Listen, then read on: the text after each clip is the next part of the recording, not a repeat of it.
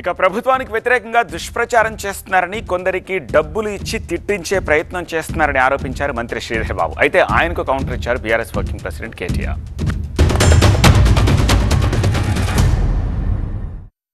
ఎవరైనా ప్రభుత్వానికి వ్యతిరేకంగా మాట్లాడితే, ముఖ్యమంత్రి గారి వ్యతిరేకంగా మాట్లాడితే సంభాషణ కూడా మీరు విని ఉంటారు. 5,000 రూపాయలు ఇస్తామని, 2,000 రూపాయలు ఇస్తామని చెప్పే ఆలోచన చేస్తా ఉన్న కొంతమంది ఎవరు చెప్పారో దానిపైన ఎంక్వైరీ తప్పకుండా చేయటం జరుగుతుంది. ఎందుకంటే ఈ అరాచక శక్తులను తప్పకుండా అదుపు చేసే కార్యక్రమం ప్రభుత్వానికి బాధ్యత. ఒక మంత్రి అంటాడు 5,000 రూపాయల కోసమట మాట్లాడుతున్నారట సోషల్ మీడియాలో.